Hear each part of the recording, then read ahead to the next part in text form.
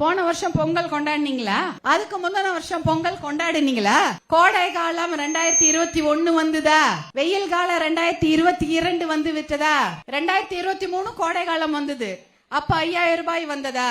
2024 பொங்கல் வந்ததா? அப்ப 3000 ரூபாய் கொடுத்தாங்களா? இல்ல. எப்ப 1000 ரூபாய் கொடுத்தாங்க உங்களுக்கு? 2024 தேர்தலுக்கு முன்பாக உங்களுக்கு எல்லாம் மாதம் 1000 ரூபாய் வந்தது. அப்ப என்ன நினைக்கிறாங்க பெண்களை பற்றி? மகளிர் உரிமை தொகை என்ற பெயரில் 1000 ரூபாயை கொடுத்து உங்களை எல்லாம் விலைக்கு வாங்கி விடலாம் என்று தான் நினைச்சு கொண்டிருக்கிறார்கள். அதானம்மா? அதாவது அது வாழைப்பழத்துல ஊசி நுழைக்கிற மாதிரி அப்படித்தானே சொல்லுவாங்க.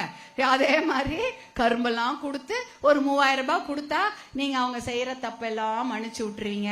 அவங்க 66 டாஸ்மாக் கடையை திறந்து வச்சிருவாங்க, ஒரு 500 சந்து கடையை திறந்துருவாங்க, அதன் மூலம் நம்ம மக்களை குடிக்க வச்சிருவாங்க.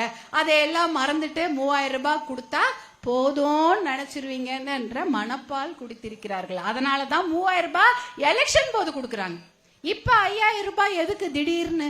ஐயோ, கோடை காலம் வந்து விட்டது, என்னுடைய மக்கள் கஷ்டப்படுவார்கள், அவர்களுக்காக இந்த 2 மாசம் அது கொடுக்க வேண்டிய காசை முன்னாடியே கொடுத்துட்டேன்னு சொல்லிட்டாங்க.